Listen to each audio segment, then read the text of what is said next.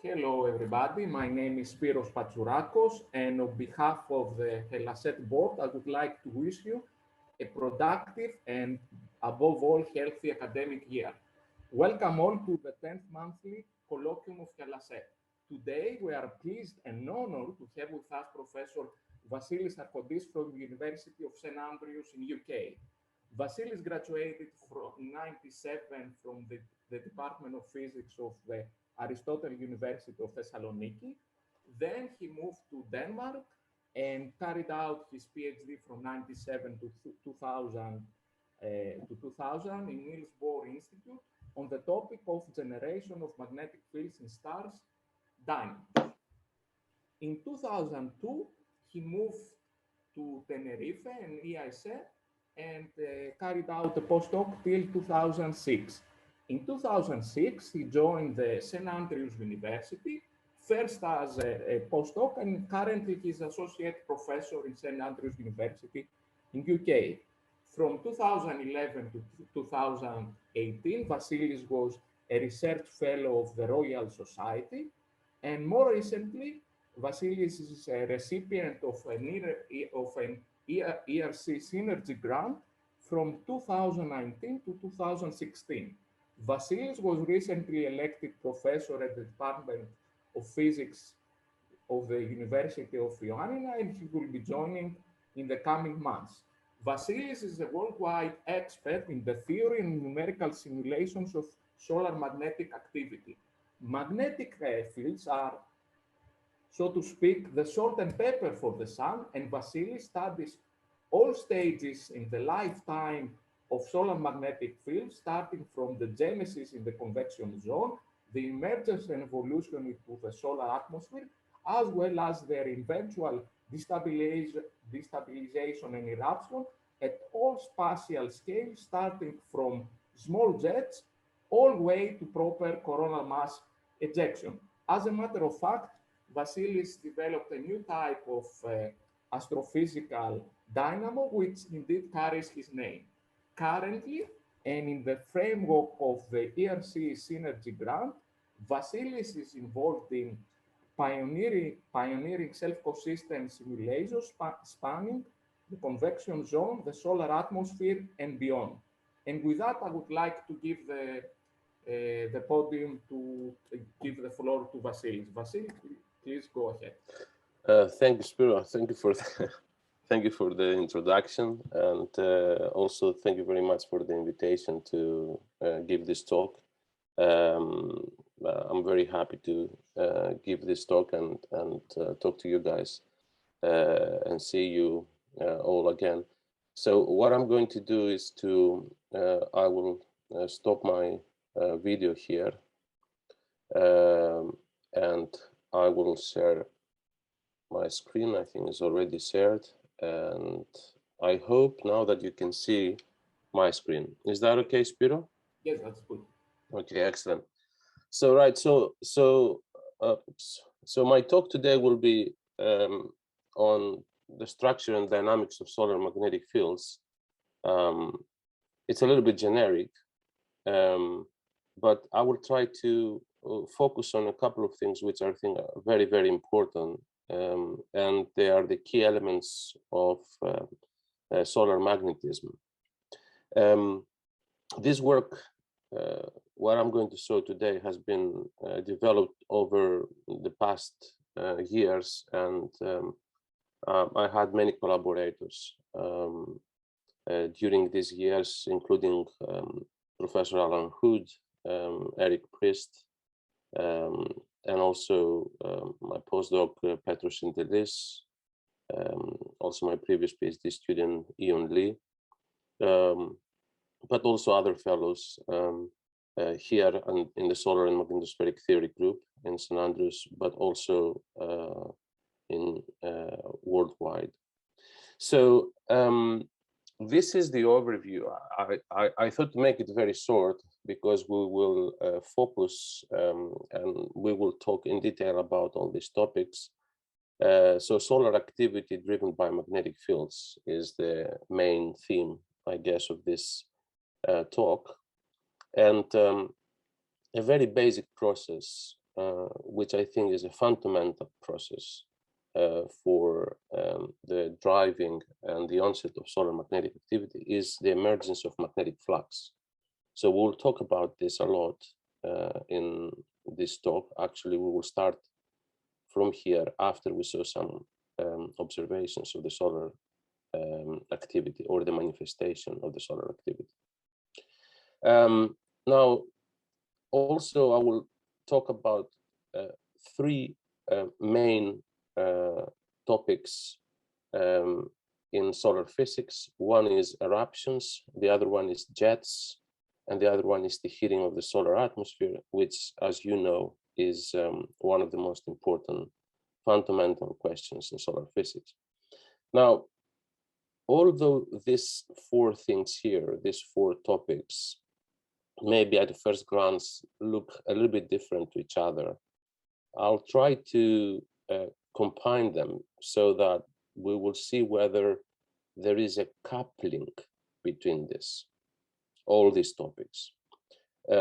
Each topic by itself is huge, and therefore it takes a lot of time to really understand the nature behind these problems.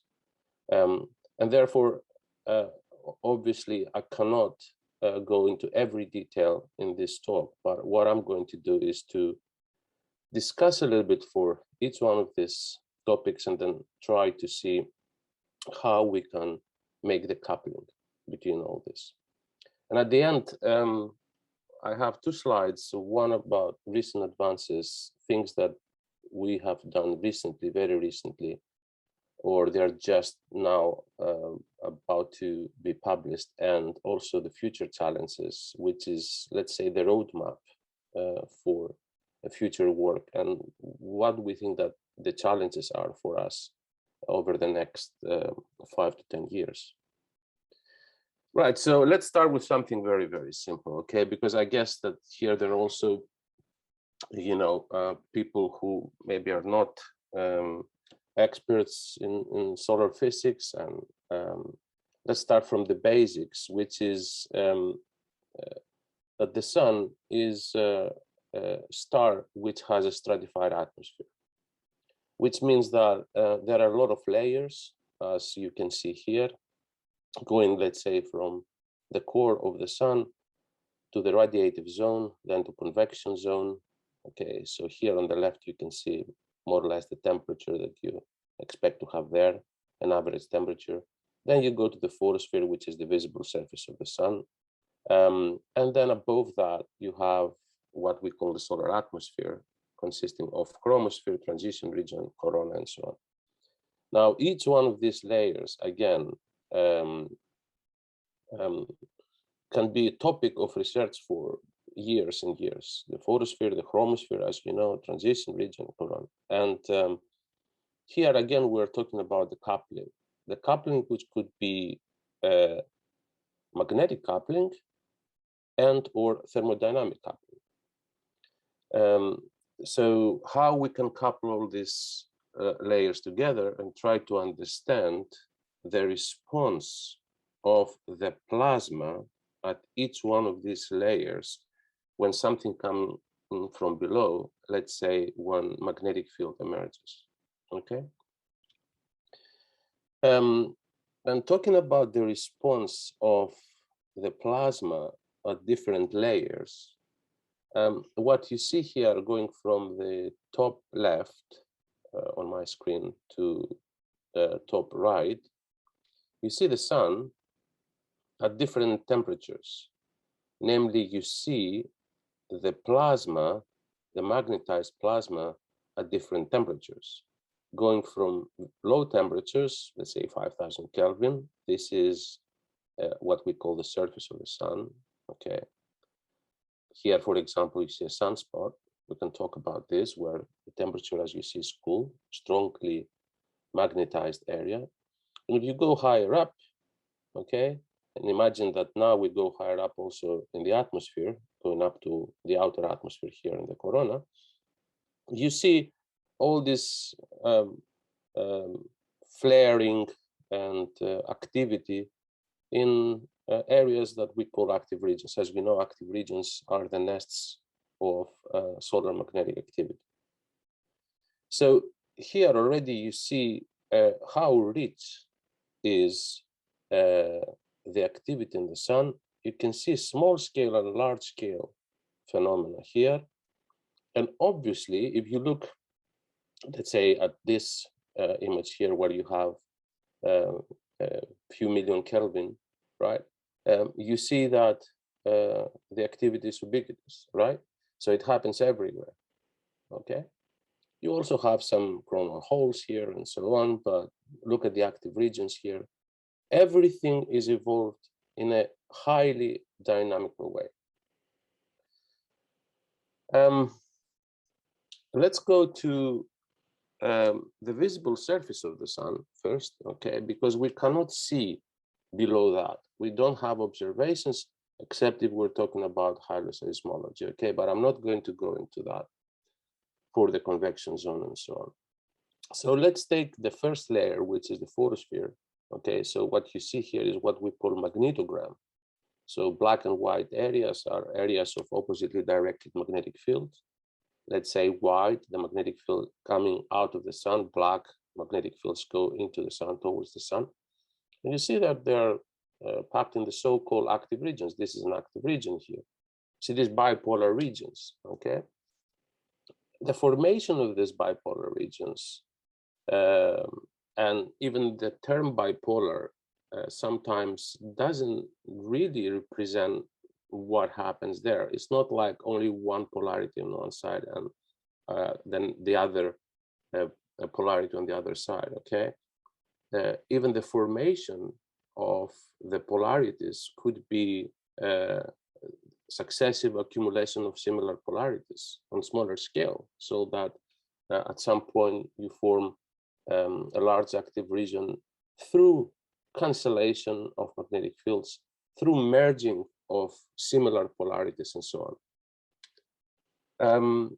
Now, if we go to one of these areas, okay, and let's assume that we have a close-up of one of these areas, right? So this is the active region 9574 in 2001. So you see, for example, white and black areas, and as I said, positive and negative polarities. And in general, the idea is that what we have here is nothing else but the fingerprint of emergence of a magnetic loop, which could be something like that. So magnetic fields, if this is the photosphere, the surface of the sun, magnetic fields are emerging from below, let's say from within the convection zone. They develop this loop-like structure. All these things that I'm saying, of course, they are assumptions, okay? But you will see that all these assumptions, finally, they're not completely unrealistic. I'm talking about the structure now of the magnetic field.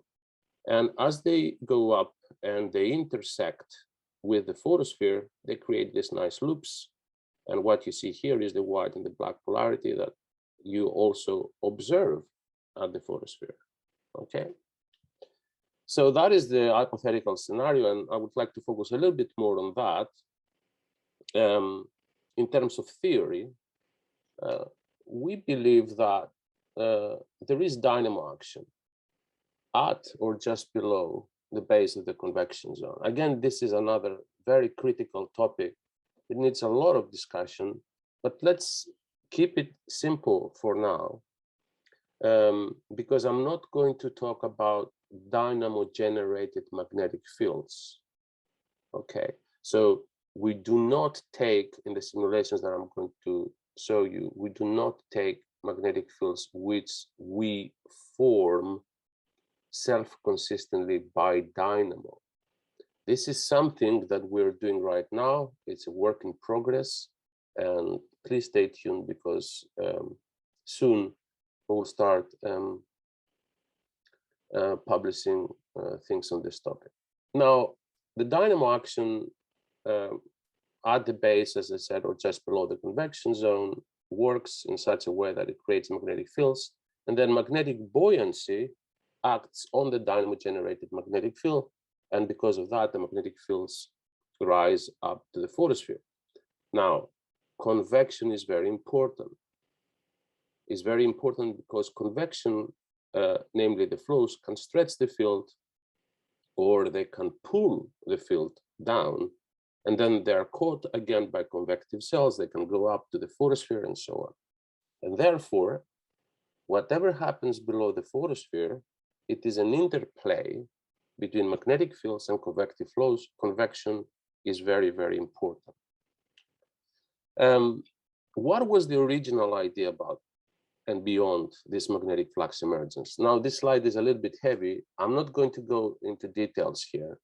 I'm just going to show the original idea, which is very simple in a cartoon-like manner, as I've mentioned before.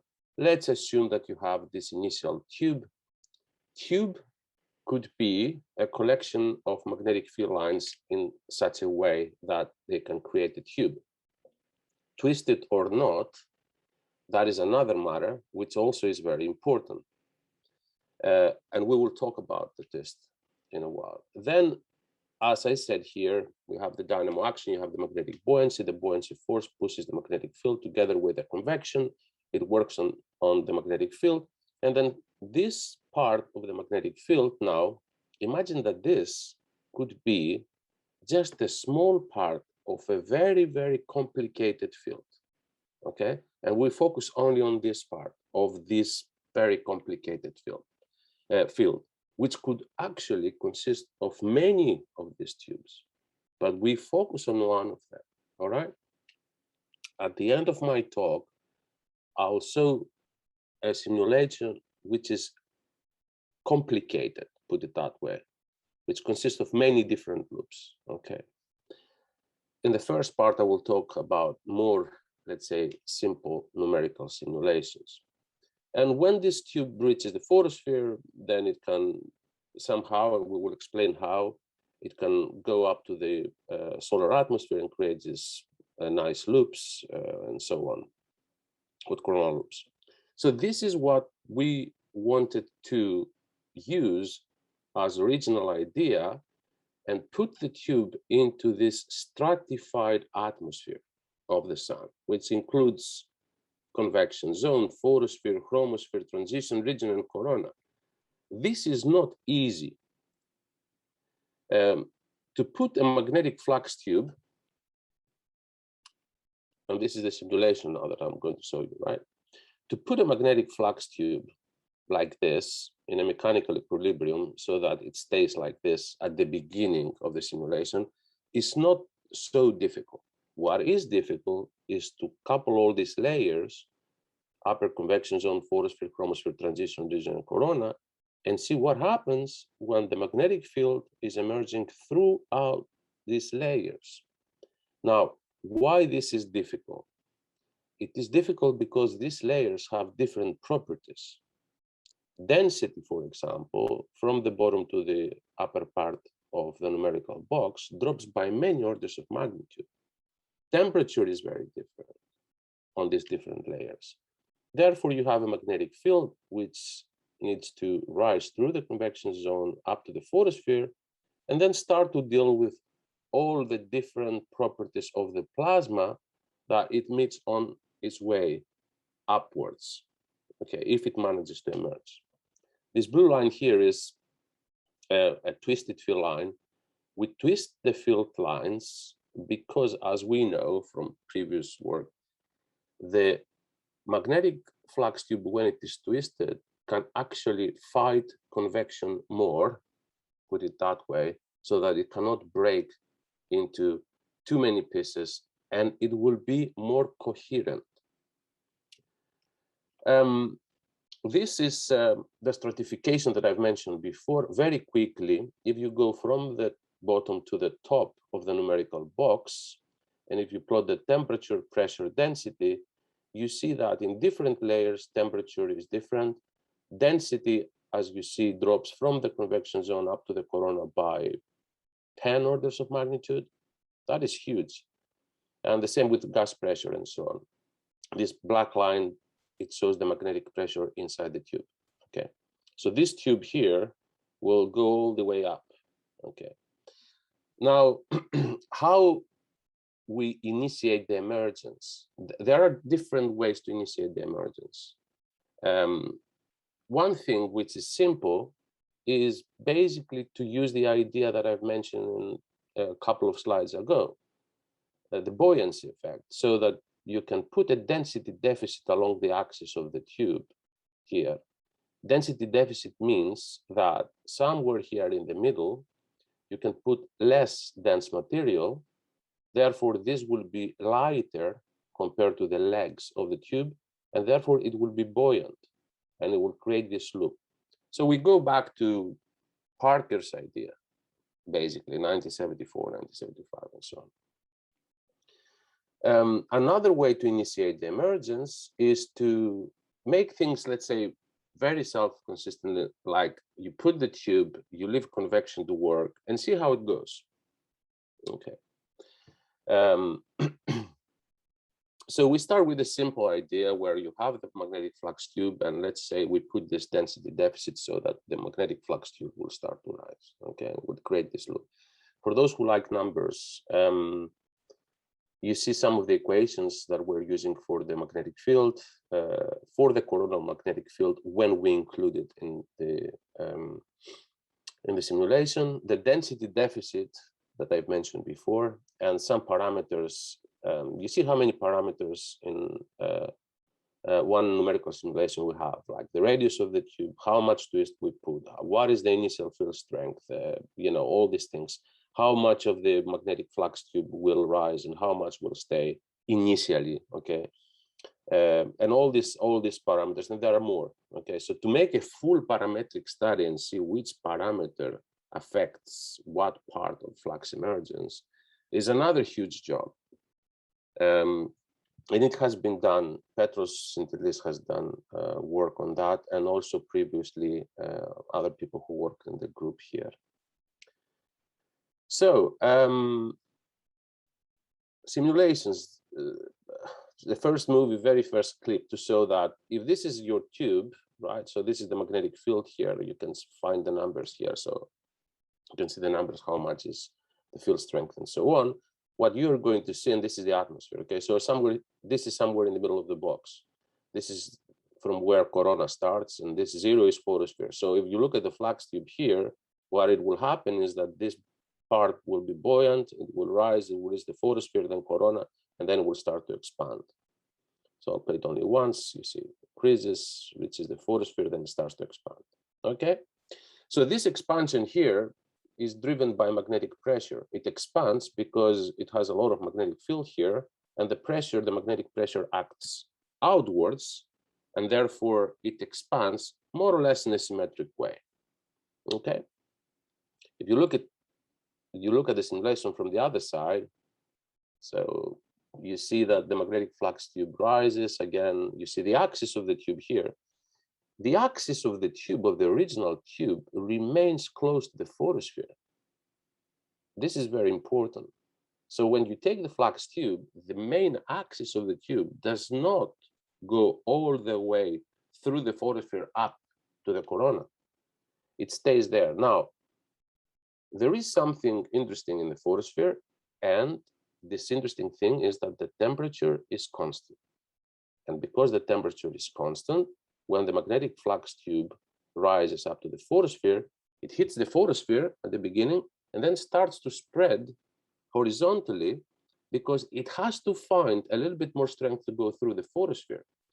This is what we call, let's say, instability. It has been described by Acheson many, many years ago, and the Acheson instability. And we have proved that when the magnetic field reaches the photosphere, it has to wait a little bit so that this Acheson instability works.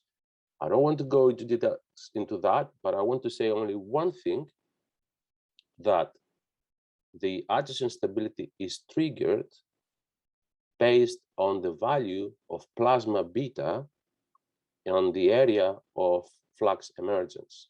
And beta has to be smaller than 1. And then when the magnetic pressure becomes larger than the gas pressure, then the instability kicks in and the magnetic field emerges above the photosphere. In 3D, if you put a lot of magnetic field lines here, okay, so and you do a kind of animation, simple animation, you see the expansion of the field. Okay, this is the bubble, the dome, which expands and so on. And you see the field lines here, they have a kind of fan-like shape.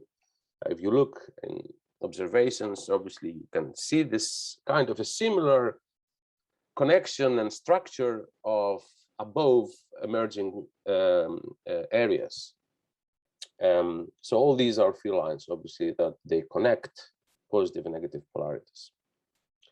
And we have done a kind of comparison, not only qualitatively, but quantitatively also with velocities, rise velocities, the expansion,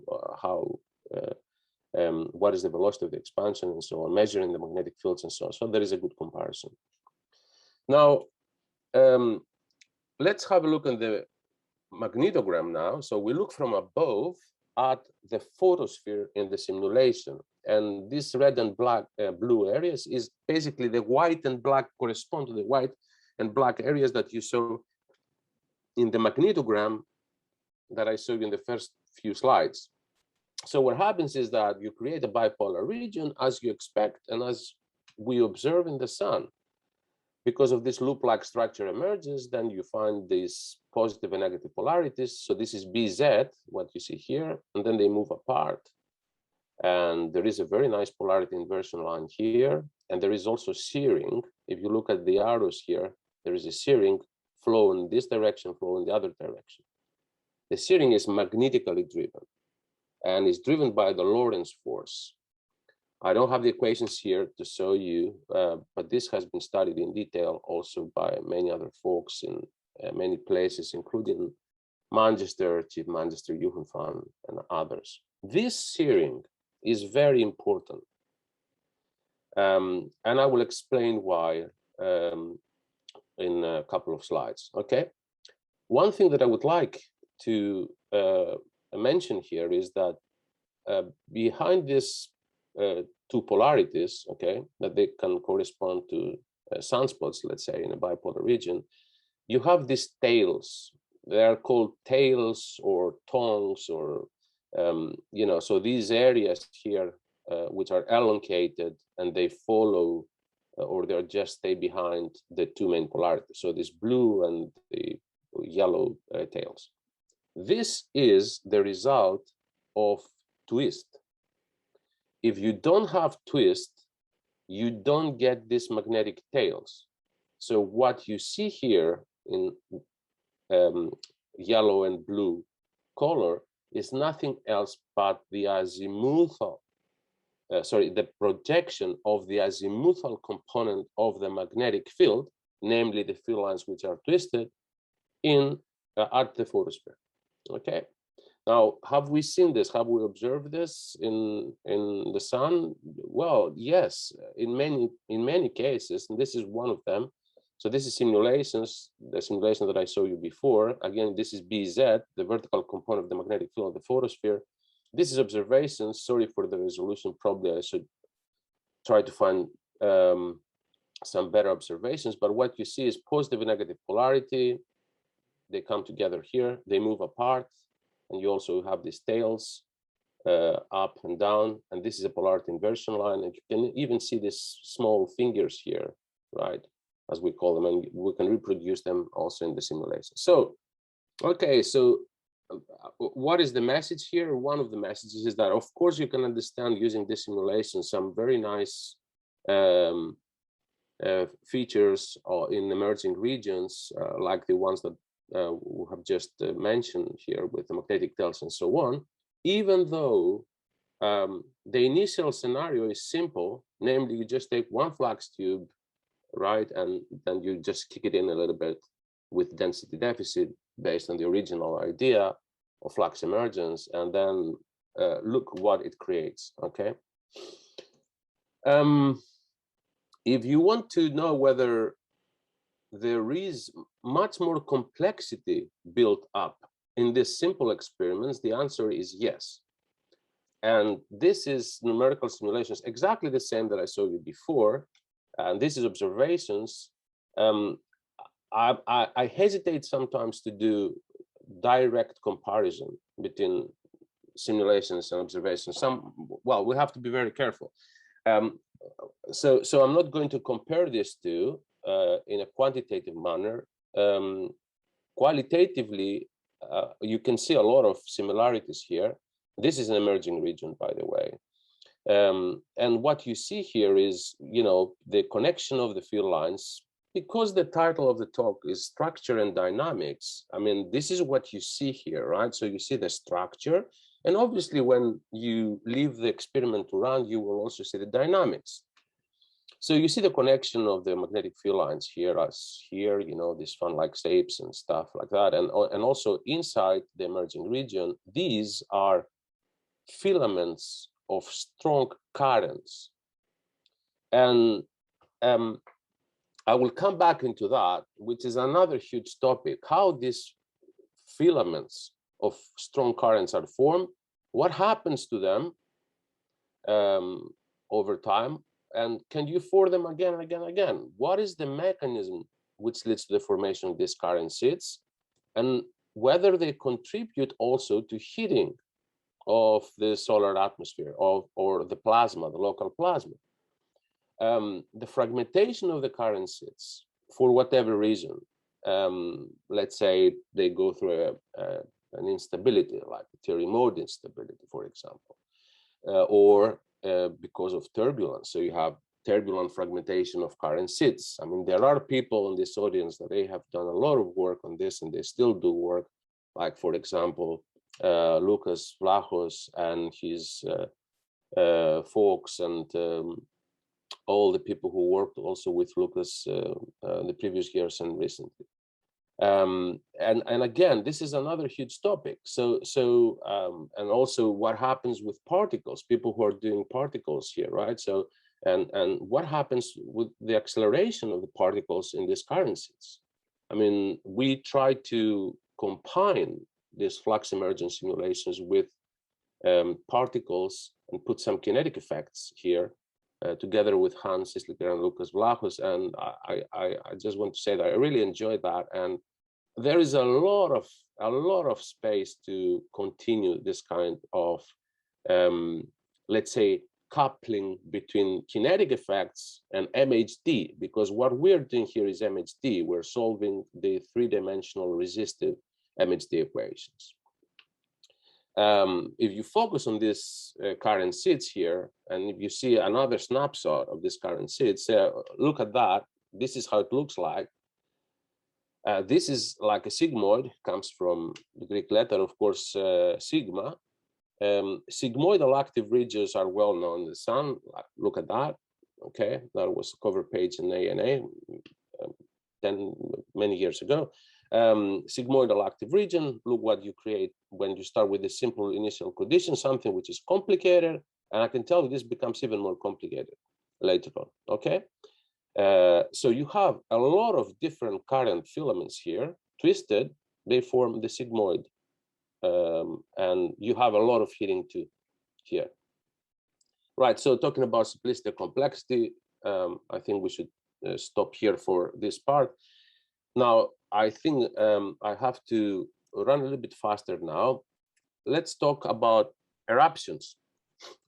Eruptions. So we all know, I guess, the coronal mass ejections, which are huge explosions. They eject billions of tons of plasma into space with very high speed. Very important for the Sun-Earth connection. And what you see here in this observation, it's an old one, it's the eruption of one of these coronal mass ejections, like huge. So this is the sun, there is a filter in front of it. So what you see actually here is also the structure, even if it is projected in 2D of this coronal mass ejection. Someone can say, okay, I see the eye, the core, so probably this is a flux rope or a banded flux rope. Some use the word croissant-like structure in 3D and so on. Now I want to go to smaller scales now and talk about eruptions. So you saw what happens large scale, one example. So what you're going to see here is some cool plasma. You look at this black area, this is a kind of mini filament, cool plasma which will erupt, and it will create now something which doesn't look like a CME, but it looks more like a jet. So if you focus here, so this thing erupts and creates this beautiful jet, okay? So you have eruptions on large scales, eruptions on small scales. And here we're talking about coronal mass ejections. Here, maybe we can talk about jets, okay? And I'll come back into that. It's a very big topic. Right, so since I mentioned about flux ropes, very quickly, what is the idea of what is actually the theory beyond the formation of a flux rope? How can you form a flux rope, which might account for a filament, which may erupt, okay? So you have magnetic field lines, polarity inversion line. If you put shearing on the left and on the right, on the two sides of the polarity inversion line, as the shearing that you saw in the previous movie, okay? And then you bring these magnetic field lines together, because they have opposite directions, they can reconnect and they can create longer field lines and shorter field lines. These field lines here, they may stay or they may actually submerge, all right?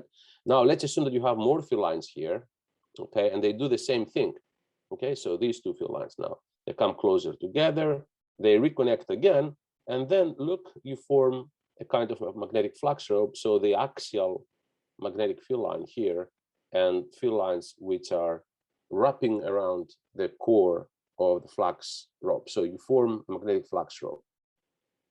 And the question is whether indeed we form these magnetic flux ropes in the simulations. This is work that has been done with Taurus Instability a couple of years ago. And I'm going to show you only snapshots of this formation of magnetic flux ropes in emerging flux regions. So this is the emerging region, white and black. It's the same more or less experiment that I showed you before. All these field lines are traced from different sides along on the two sides of the polarity inversion line. And over time, you see that you start having a formation of a magnetic flux rope, actually exactly as I described it before. Because of the shearing, magnetic field lines come together along the polarity inversion line, they form this flux rope, and this flux rope erupts, okay? And it erupts in a CME-like manner. Now, if you look at the center of this flux rope and you follow the height time profile, you let's say this is the height, this is time, and you go somewhere here in the center of the flux rope. When it is formed at the very beginning and you follow it over time, then you see that initially rises almost in a linear manner, and then we have an exponential rise phase, which is reminiscent of the large-scale eruptions. And since we talk about eruptions, I would like to show you a movie which shows the eruptions. So this is the first one, second, third, and the fourth one is coming. Okay, so what you see here is BY. BY is the axial magnetic field. Let's have a look again. And the arrows here show just the direction of the magnetic field lines. So when the magnetic field is formed, then you'll see that it looks like the center, the eye, you can see it. Okay, so we have recurrent eruptions on large scale, let's say, from the emergence, the emerging region. In 3D, what you're going to see here, this is the flux tube, okay, 3 different planes. We visualize VZ, which is the perpendicular velocity, vertical velocity. Red is upwards, blue is downwards. So you will see bidirectional flows, red and blue. This is because of reconnection. Reconnection happens and these flows are formed. And also you will see the field lines. Okay, so, oops, sorry. Just want to stop the movie. So you see the emergence. Slowly you have a formation of a magnetic flux rope. And look, you see this red, the plot shows here that this is vertical flow, VZ, it goes upwards, and here is blue, therefore there is reconnection there, okay? Basically, there is reconnection just underneath the erupting flux ropes. Okay, that's another one, and so on. So this is tether cutting reconnection. The magnetic field lines, they're stretched so much vertically, they come closer together and they reconnect, and current sits, okay, and you have bidirectional flows. You can do a lot of things with the simulations. For example, if you really want to compare with observations, you can take density, temperature, from the simulations, you can create synthetic images. This is how it looks like. One of these eruptions that I showed you before, look at the flaring that you have underneath. This is more or less what we expect to happen in many coronal mass ejections, where you have this flaring underneath. You have this core, which is dense. There is dense plasma, which is moving upwards. There is this cavity here, and there is this edge. Okay. If you extrapolate the size of our eruptions, this small thing here is the box, the numerical box. This is the sun. And if you extrapolate the size of our eruptions, then you, at let's say 0.6 solar radius, then you see that indeed it can evolve into a large-scale eruption with the length of the flux rope to be almost 100 megameters, and the energy comparable to the energy of small CMEs or mini CMEs. Okay, so you can get eruptions from the emerging flux regions by using only this magnetic flux tube below the photosphere. Now let's go to jets, and then let's try to combine all these things. Okay, so a small introduction to jets. I think that a lot of you have seen this. XRT Hinode, it was a kind of a revolutionary movie where you see this Eiffel Tower-like jets, which were happening all the time, and they're happening all the time in the sun. Okay, and these jets, some of them, or they have kind of a typical structure with a thin stripe and kind of a bright loop underneath it, and so on. Okay, it's not so simple, but at least you get the basic idea, or at least we see some basic features of these jets. Okay, and this is ejection of hot, mainly this is XRT, so it's X-ray jets, hot plasma, and always the question is, what is the mechanism of jets, and do they contribute to solar wind, for example? A lot of people have worked on this. You see 3 different observations here, 3 different papers. Spiro Pachorau has worked a lot on this kind of helical jets, because it seems that what we see in many of these jets is that we have a kind of a twist, or to say it better, untwist, because the field, which the magnetic field, which is coming here and somehow creates this jet, probably is twisted, and when it reconnects with have-been field, it starts untwisting. I will explain a little bit more on that. So Spiros has done a lot of work on this. I'm not going to go into detail, but there are some key features of these jets. And all these years we believe that, okay, we know how jets are formed. Okay. And what was the answer? The answer, and what we believed, including myself, what we believed all these years was that, okay, jets are formed basically when you have a field. Let's say this is an emerging field, okay? And then you have another field outside of this emerging field, and this is an open field, okay? Or part of another system, magnetic system. These two, they come together for some reason. If they have oppositely directed magnetic field lines, you create a current sheet here. The field lines reconnect, and you form the jet, which consists of reconnected field lines, and the plasma which is heated obviously runs along the reconnected field lines. Therefore, we see this Eiffel Tower thing, and the bright point, which is nothing else but the other reconnected field lines that they're sleeping on the other side of this event here, which is the reconnection, which happens in the current sheet. Everything was explained in a simple way, and it seems that it worked. And indeed, in simulations, if you take, for example, a magnetic flux tube, and you put an open field, and then you bring them together, they may reconnect more efficiently or less efficiently. Here, what you see is this numerical experiment, but one slide, and here is the temperature.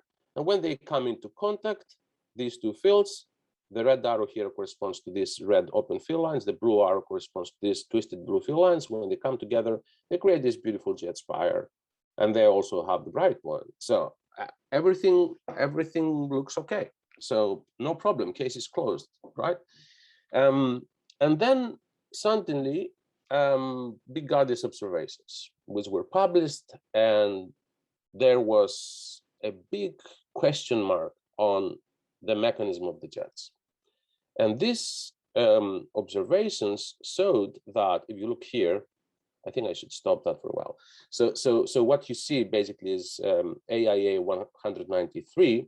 So what you're going to see already, you see this black in black color, this cool material, which somehow erupts, and as it will move towards this side, it will create a jet. But the jet here is driven by eruption. It's not driven by reconnection. The jet is triggered due to reconnection, but the process which drives the onset of the jet is the eruption. So if you play the movie, you see that. So we can see it again. And obviously this, so focus here.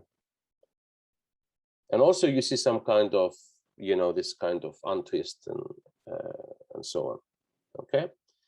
So that was a kind of a breakthrough, I would say. I go back to the movie that I showed you before. Small scale structure here, filament erupts, creates this jet. So what was the new theory now? The new theory, or at least the one which was suggested, was that, well, we have to have an eruption of a flux rope.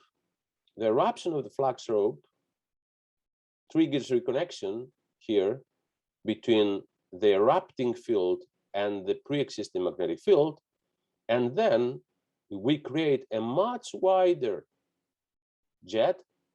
The spire now is wider than this thin Eiffel Tower-like jets, and inside there is cool and hot material.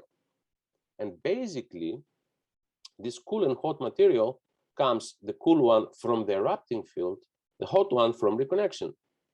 So we started to observe a lot of jets that actually seem to be driven by eruptions.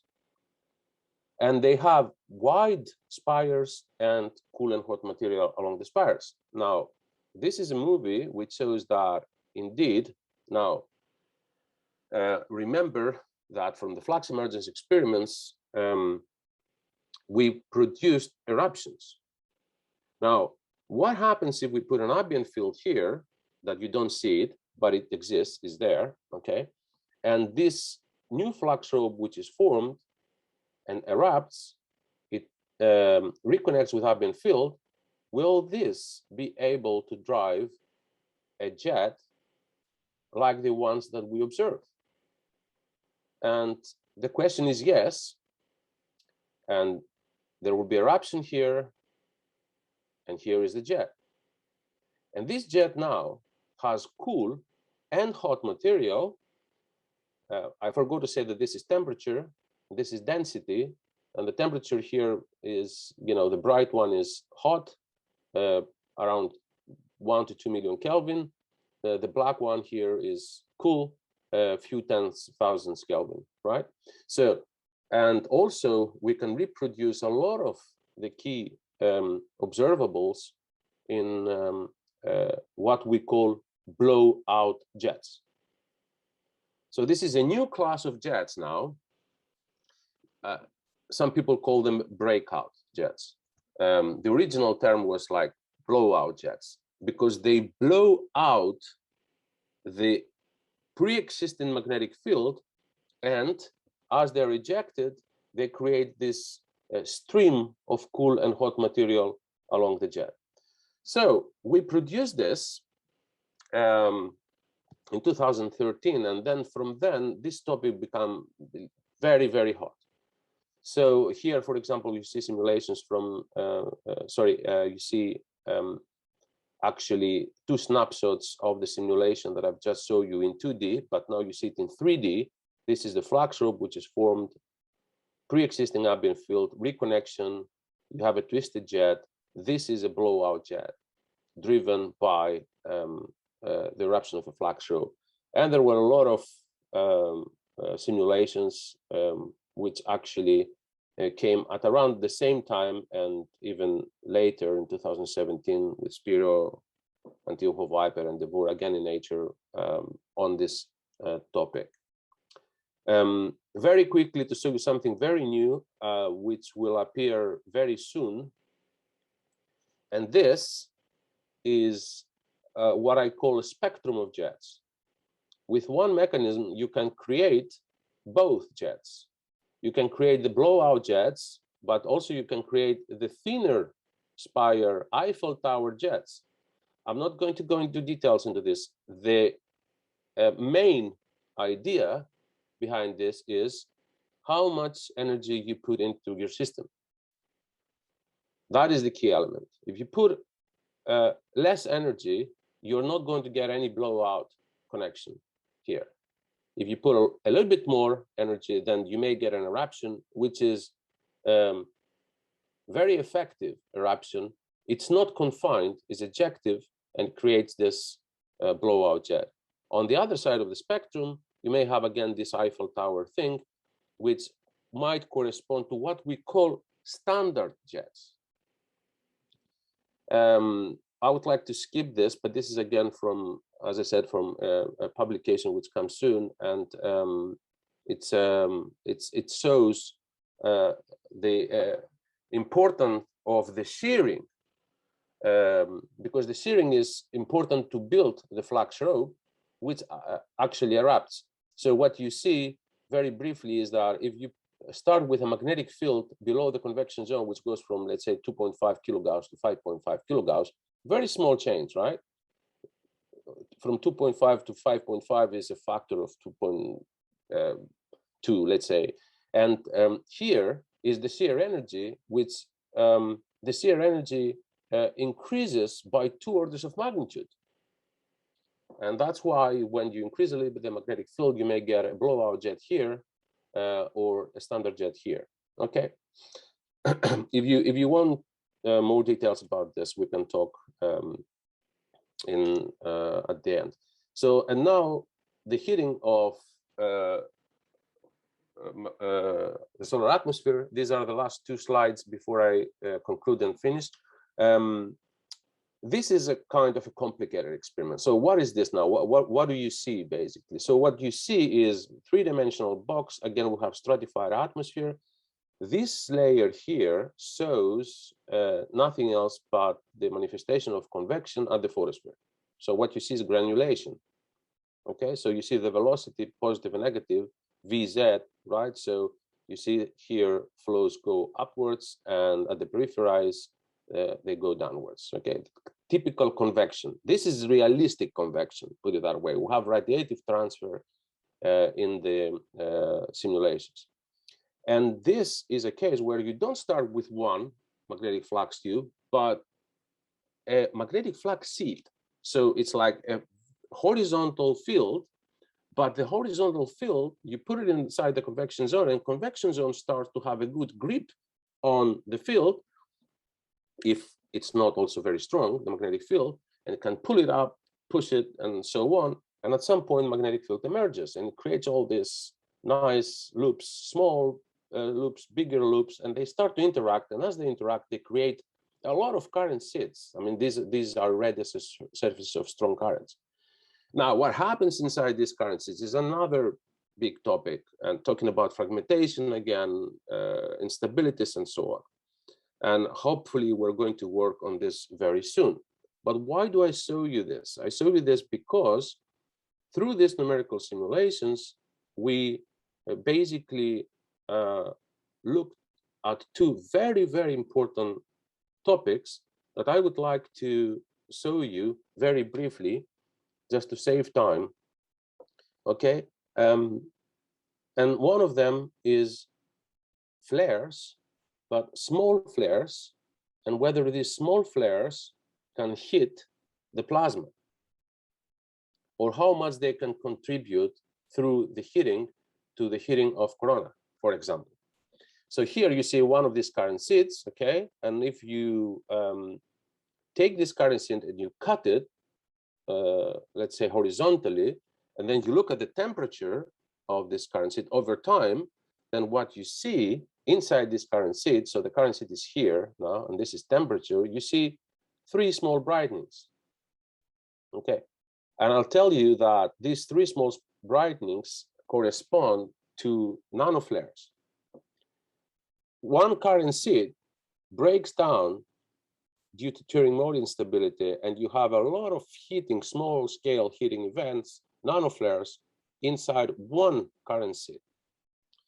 The movie will play here, but again, because I want to save time, if you want to see how it looks like, namely the emergence of loops and so on, and how they interact, this is temperature, and have a look only on this slide here. Okay, and in the meantime, I will describe a little bit more this heating that you get in the current seed. Basically, this current seed that we talked about is this one. Okay, so you see how dynamic is the evolution. If you play it again, you see corona is dancing here. This is the emerging loops. Then they start to interact, reconnect, form current seeds. A lot of heating here. Okay, so you see already a flare loop. And here is the current seed. And when we look at this in 3D, this is what we found here. And this is how a small flare should look like. This is the first time that we can visualize in 3D small flares. Okay. Now, when we measure the lifetime, the occurrence rate, and the average energy flux on this small scale flares, then we found that they can produce a heating between 1 to 6 million Kelvin. Then you have to take all these flares, of course, all these small flares per snapshot, and see how much heating contribute to the plasma at different layers, transition region, corona, and so on.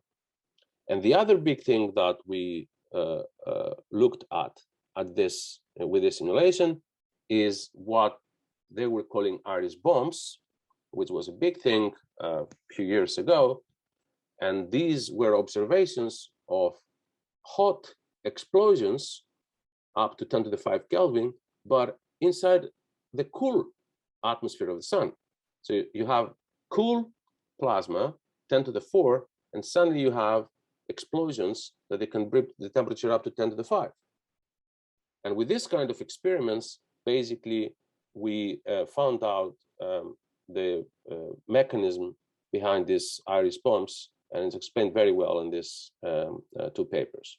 Right, so I just wanted to show you also kind of a complex, more realistic experiments and what kind of things you can study. So last 2, very, very quickly, what we're doing right now and what I think is, important topics for someone to study.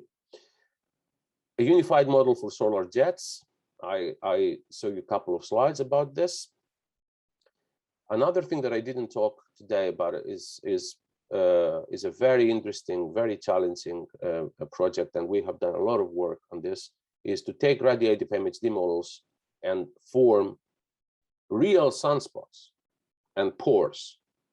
How do pores form or sunspots?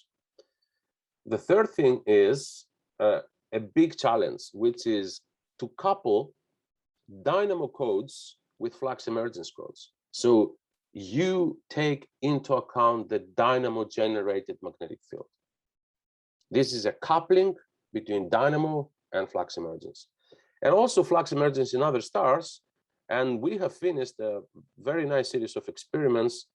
Maybe next time I can talk a little bit about this. It was very exciting. I wanted to do this for more than 20 years now and see how flux emergence works in other stars. And we started to work on F-type stars. And actually, we have some very nice results so far. And through this whole synergy, whole sun project synergy grant, these are the topics that we are going to work on over the next 4 and 5 years.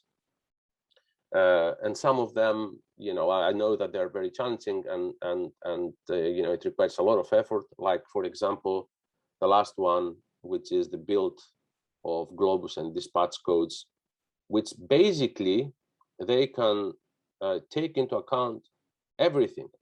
so the whole sun. And then you need only one code, and you can work on more or less everything that you need.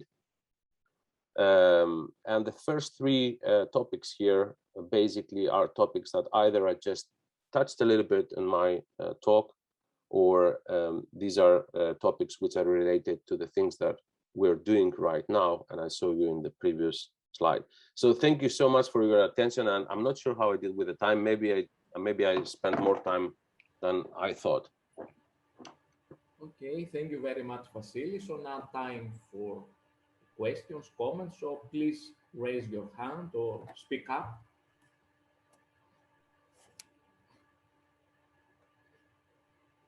For questions, comments.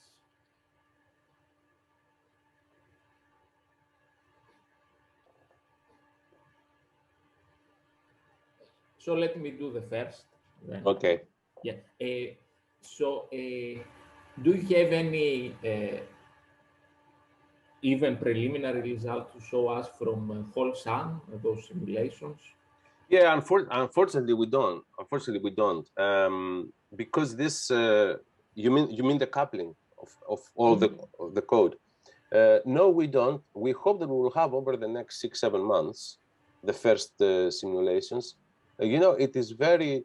It's difficult. It's very difficult because you have to take you know, time scales into account. Time scales down there in the Dynamo region are very different from the time scales in the, let's say, convection zone and in Corona. So also you have to take into account the spatial scales. How can you put a dynamo generated magnetic field? Usually these dynamo codes, you know, they're using this whole toroidal field. It is impossible to put all this into a numerical box which deals with flux emergence like the simulations that I've shown you. Yeah, you have to have at least 100, 200 megameters to say that, okay, we have a kind of an approximation so that, you know, we can combine the dynamo with flux emergence. So these are difficult things. And the second, more technical question, you are dealing with lots of simulation data. So you are doing things such as, you know, feline tracing, making a cuts throughout your simulation box, etc., etc. But there is really lots of information there. So I'm wondering whether, you know, there are other methods to, you know, to delve physical information from energy simulation, such as machine learning, etc. Oh yeah, oh that would be great. I have no idea about this. I mean, I don't know. I can't say, but I guess yes, it is a possibility, and maybe, you know, someone has to do that. Okay. To because use people them. have started doing that in with observational data. So it's data. Yeah. I understand. Data. Yes. Yeah, okay. I understand. Yeah, that's a good suggestion. I mean, maybe that would be a nice thing for a PhD student, you know. I don't know. Okay, thank you. Now we have a question from Sam Lander. Please, Sam. Hey, just spent 5 minutes trying to raise my hand. Thanks, Sam. Nice talk. I wanted to ask if plasma instabilities play some role in this. I would have guessed that, at least in some instances, when you have these coronal loops emerging, they might be subject to a kink or a ballooning instability before they can kind of reconnect and form these current sheets. But is this something that in the solar context? Yeah. You're right. You know, it depends on the twist that you put on the field, because you mentioned kink instability. Yeah. If you put a twist which is too strong on the magnetic flux tube, the initial one, it could, when it emerges to the photosphere, it can turn into a kink unstable flux rope, and then when it is kink unstable, it will erupt. Yeah.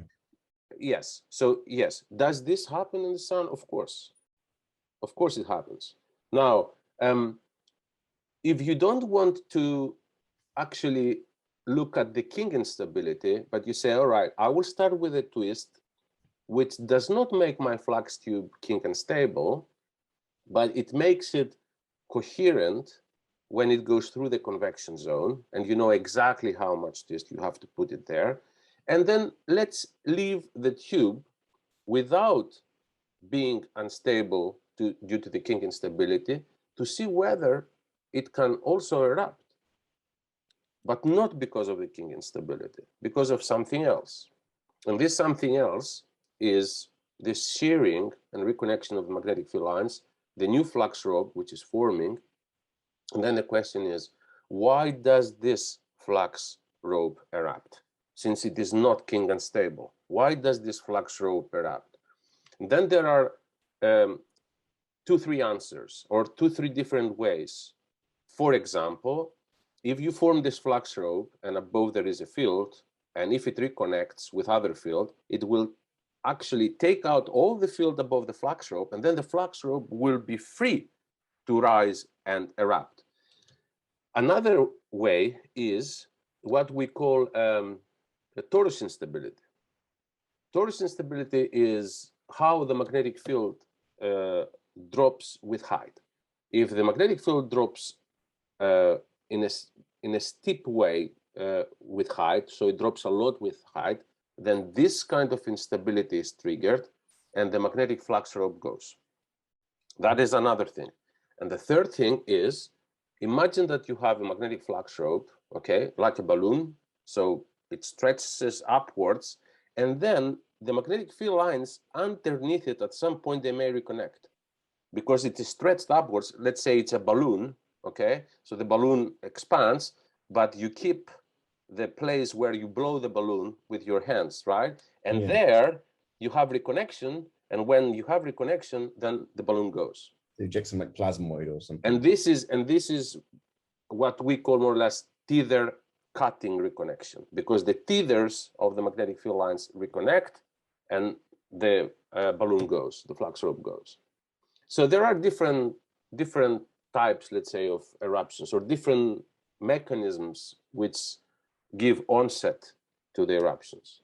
But you can kind of distinguish these, I mean, comparing observations with the simulations. Yes, and in simulations, obviously you can really, since you have the data and you can go backwards and forwards in time and so on, and you can do an in-depth analysis and you can find out exactly what happens. Sometimes, two mechanisms, they work together. You can have tether cutting, and you can have also external reconnection breakout, and then both work together in a constructive way, and then eruption happens. Okay, thanks. Thanks for the question. Other comments? Questions to Vasily? I think I spoke too much, and people.